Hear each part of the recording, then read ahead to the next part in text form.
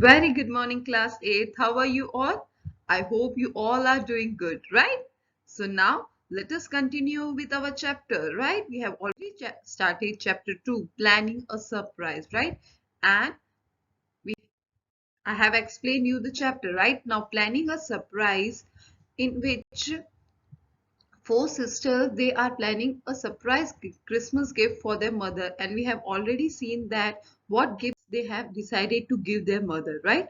So that we have already seen, and now in this scene, Joe is trying to tell her sisters that they need to practice or rehearse the play that they play, the Christmas play, right?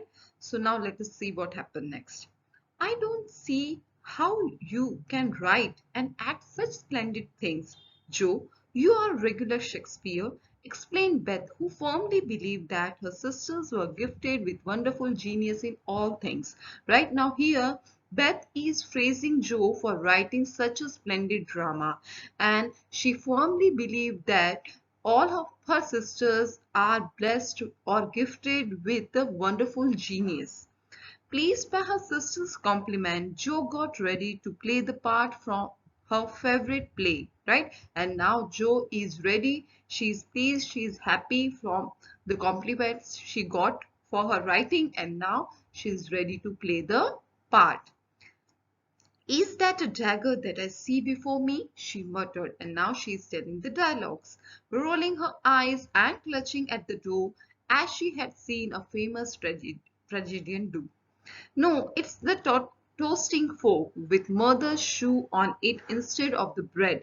Beth stayed stuck, cried Meg, and the rehearsal ended up in general burst of laughter, right? So as we have seen that Margareta Meg was not interested in playing or acting, so she started to crack jokes, right? And everyone was laughing.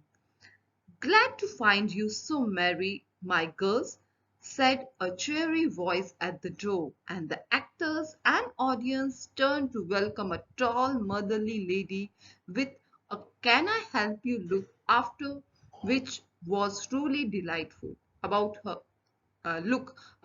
Which was truly delightful. Okay, so now the mother enters and she's very glad to see her girls happy. She is tall and she is a very motherly lady. She was not elegantly dressed, right? So her dress was not that good. But noble looking women and girls thought that grey cloak and unfashionable bonnet covered the most splendid mother in the world, right? It was whether she was not wearing very fashionable clothes, right? But according to her daughters, right, she was the greatest mother in the world. Well, dearies, how have you got on today? There was so much to do getting the boxes ready to go for tomorrow that I didn't come, right? For home for dinner, right? So she was late for dinner because she had work of packing the boxes for tomorrow, and that's why she was late. And she was also asking her daughters about how did they spend their day. So now we know why mother was late today, right? Because she had work of packing the boxes. Has anyone called Beth? How is your cold? Meg, Joe, you look tired to death. Come and kiss me, baby. Now, as we know that mother care for their daughters, right? So when she is back, okay, she is asking the daughters about their well-being, right? She's also asking about the Meg's cold. While making these maternal inquiries, Mrs. March got her wet things off, her warm slippers on, and sitting down in the easy chair, drew Amy to her lap, preparing to enjoy the happiest hour of her busy day. Right? So this was the happiest hour of her busy day because she was with her kids, right? So she changed her clothes and she was sitting on the chair near the fireplace.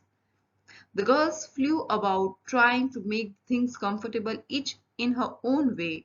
Meg arranged the tea table, Jo brought wood and set chairs, dropping, overturning, and clattering everything she touched.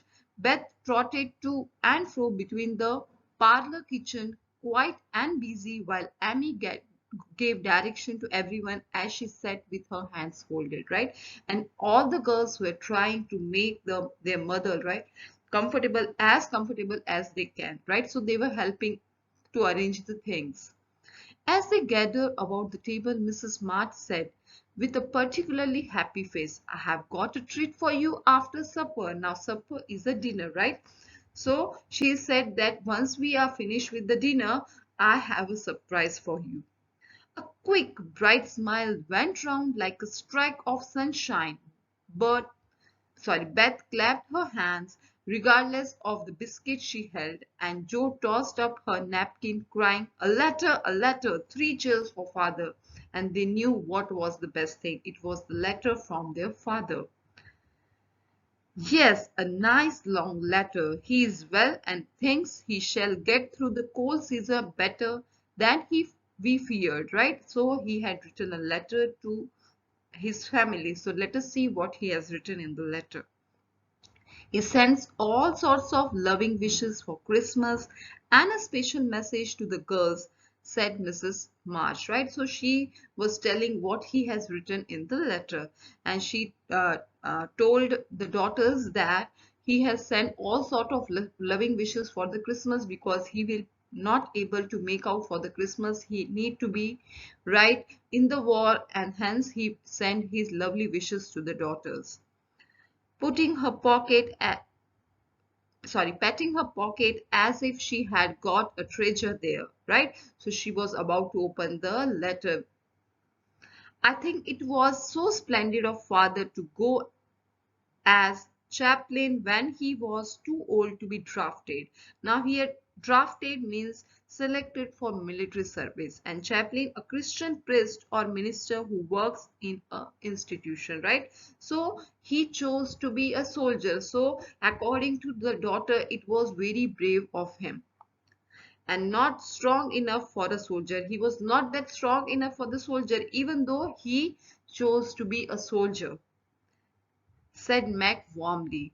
Don't I wish I could go as a drummer or a nurse so I could be near him and help him, explained Jo with a groan, right? So Jo wanted to be near her father, right? So she said that she could be a nurse or a drummer and she could be near her father.